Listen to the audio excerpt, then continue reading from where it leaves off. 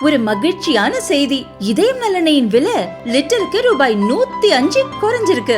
September 2023ல 1 litre இதயம் நல்லெண்ணெயின் அதிகபட்ச விலை ரூபாய் 503. ஆனா இப்ப 1 லிட்டர் இதயம் நல்லெண்ணெயின் விலை ரூபாய் 398 மட்டும்தான் தமிழ்நாட்டுல. அப்ப இனிமே எல்லாரும் இதயம் நல்லெண்ணெய் வாங்கலாம் இல்ல? அனைவருக்கும் வணக்கம். இப்பொழுது எதை படிப்பது, எந்த மொழியை படிப்பது என்பதை பற்றிய பெரிய விவாதம் நடைபெற்று கொண்டிருக்கிறது. 2 மொழியா 3 மொழியா என்று. எதுவாக இருந்தாலும் கல்வியை பற்றியதுதான். நான் சொல்ல விரும்புவது, கல்விக்கு முக்கியத்துவமே அளிக்காமல் இருக்கிற ஒரு நாடு இந்திய நாடு. அதற்கு காரணம், அதுவும் குறிப்பாக உயர்கல்வியில் பெற்றோர்கள் தான் உயர்கல்வியை தூக்கி பிடித்து கொண்டிருக்கிறார்கள். அரசாங்கம் ஒன்றும் பெரிதாக செய்வதில்லை. நீண்ட நாட்களாக 50-60 ஆண்டுகளாக கல்விக்கு எவ்வளவு செலவழிக்க வேண்டும் என்று எஜுகேஷன் கமிஷன் ஒவ்வொன்றாக சொல்லி இருக்கிறார்கள். ஆனால் இதுவரை நிறைவேற்றப்படவே இல்லை. புதிய கல்விக் கொள்கையிலும் அதையே திரும்ப சொல்லியிருக்கிறார்கள். 60 ஆண்டுகளுக்கு முன்னால் 6% of the GDP should be spent on education. மொத்த வருவாயில் 6% செலவழிக்க வேண்டும் என்பதுதான் அப்பொழுது சொல்லப்பட்ட பரிந்துரை, ரெக்கமெண்டேஷன். மறுபடியும் இப்போது வந்திருக்கிற அதே கல்விக் கொள்கையில் திரும்ப அதை சொல்லியிருக்காங்க, 6% செலவழிக்கணும். ஆக இதுவரையில் நம்மால் கல்விக்காக பெரிதாக செலவழிக்க முடியவில்லை. அதனால்தான் ஏழைகளும் நடுத்தர மக்களும் உயர்கல்விக்கு போக முடியவில்லை. நம்முடைய GER என்று சொல்வோம், ஆங்கிலத்தில் கிராஸ் என்ரோல்மெண்ட் ரேஷியோ என்று, அதாவது 18 வயதிலிருந்து 23 வயது வரை இருப்பவர்கள் உயர்கல்வி பெற தகுதி பெற்றவர்கள். அதில் எவ்வளவு பேருக்கு உயர்கல்வி கிடைக்கிறது என்பதை வைத்து இந்த GER கணக்கிடப்படுகிறது. நம்முடைய இந்தியாவில் அது 28% தான். வளர்ந்த நாடுகளெல்லாம் 60லிருந்து 100% இருக்கிறது. அதை யாருமே கவனிக்காமல் இது மத்திய அரசும் மாநில அரசும் சேர்ந்து செய்ய வேண்டும்.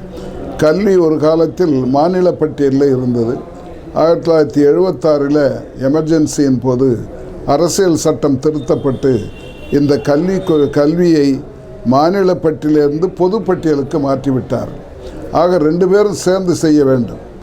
நான் நினைத்தது, அப்பொழுது நான் நாடாளுமன்றத்தில் இருந்தேன், அப்படி வந்தால் 2 பேருமே பணம் செலவழிப்பாங்க. மத்திய சர்க்காரும் பணம் செலவழிக்க, மாநில அரசும் பணம் செலவழிப்பாங்க, கல்விக்கு நல்லதுன்னு நினச்சோம். ஆனால் இப்போ அப்படி இல்லை. 2 பேரும் அதிலேருந்து வசூல் பண்ணிக்கலாம்னு தான் பார்க்குறாங்க.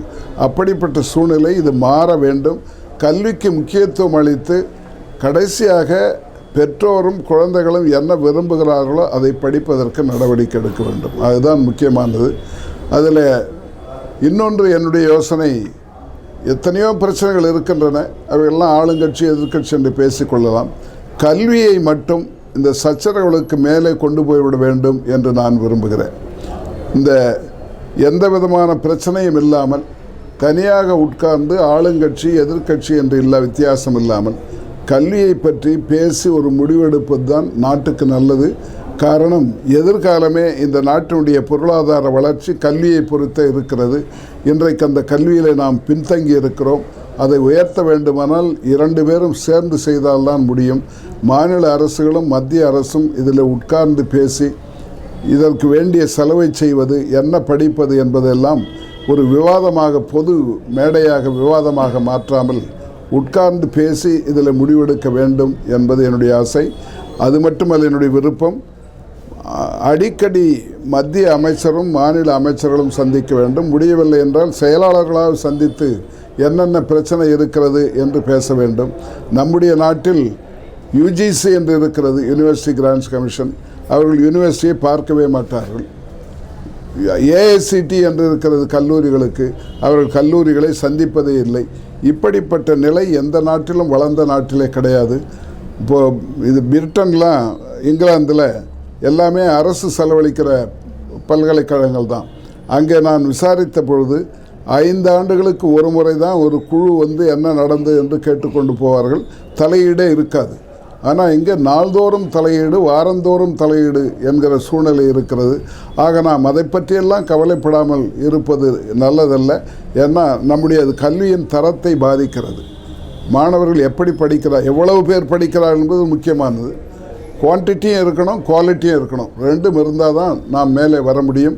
அதற்கு மத்திய மாநில அரசுகள் கல்வியை மட்டும் ஒதுக்கி வைத்துவிட்டு இதை எந்த விதமான விவாதத்துக்கும் ஆளாக்காமல் தனியாக உட்கார்ந்து பேசி ஒரு முடிவெடுத்தால் நாட்டுக்கு நல்லது என்பதுதான் என்னுடைய கருத்து.